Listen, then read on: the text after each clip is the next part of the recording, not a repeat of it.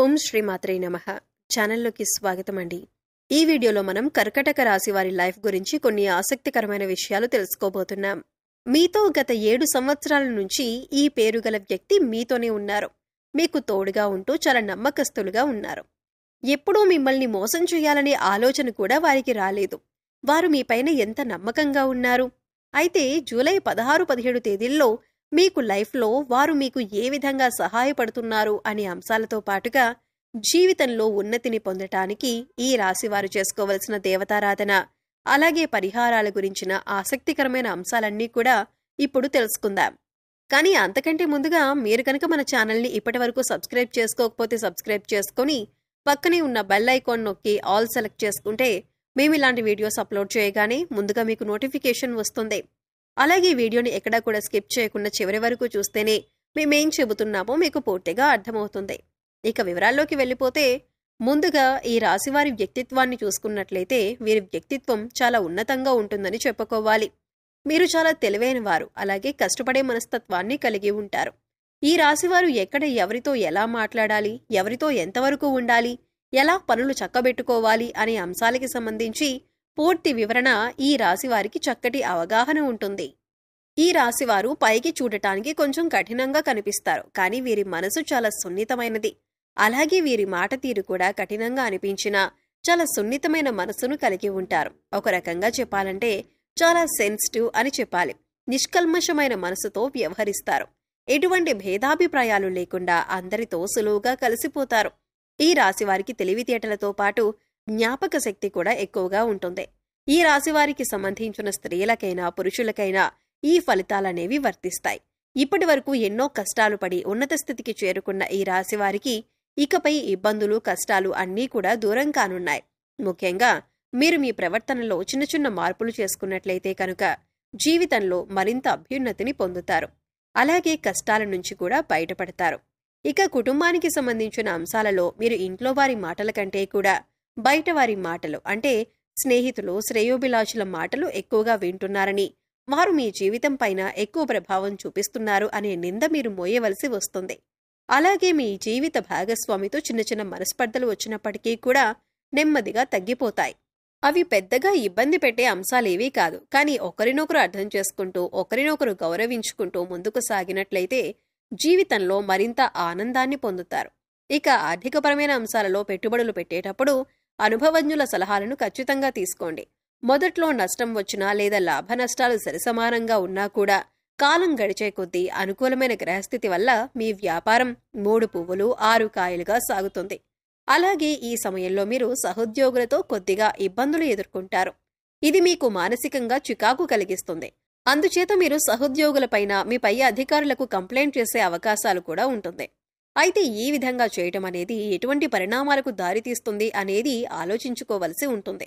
మంచి చెడులు బేరీజు వేసుకుని సంయమనం పాటించవలసి ఉంటుంది. ఇక ఈ సమయంలో ఎంత సంపాదించినా కూడా డబ్బొచ్చిన రూపాయి పోయిన రూపాయి అన్నట్టు ఉంటుంది. అన్ని అవసరమైన ఖర్చులే అయినప్పటికీ కూడా చేసేదేమీ లేక జేబులో రూపాయి నిలవక ఇబ్బంది పడతారు. అయితే ఏ సందర్భంలో కూడా మీరు ధనానికి ఇబ్బంది పడరు. డబ్బు అవసరమైనప్పుడల్లా చేతికి అందుతుంది, కానీ వెంటనే అవి ఖర్చయిపోతాయి. ప్రయత్నపూర్వకంగానైనా మీరు డబ్బులు సేవ్ చేయటం అనేది చాలా అవసరం. ఈ రాశి వారికి కోపం చాలా త్వరగా వస్తుంది. అయితే వచ్చిన కోపం ఎక్కువసేపు నిలవదు. కానీ కోపంలో మీరు ఎటువంటి నిర్ణయాలు తీసుకుంటారు అనేది చాలా ముఖ్యం. ఎందుకంటే కోపంలో తీసుకునే నిర్ణయాల వల్ల మీకు నష్టం చేకూరే అవకాశాలు ఎక్కువగా ఉంటాయి. కాబట్టి కోపం వచ్చినప్పుడు కాస్త సంయమనం పాటించి, ఆలోచించి, ఆచితూచి నిర్ణయాలు తీసుకోవటం మంచిదే.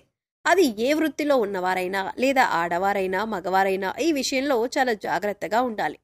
ఇక వీరి కళ్ల ముందు ఏదైనా అన్యాయం జరుగుతున్నా, ఎవరైనా మోసం చేస్తున్నా లేదా ఇతరులకి నష్టం చేయాలి అని ఆలోచిస్తున్నా కూడా ఈ రాశివారు అస్సలు తట్టుకోలేరు. మీరు అస్సలు అన్యాయాన్ని సహించరు.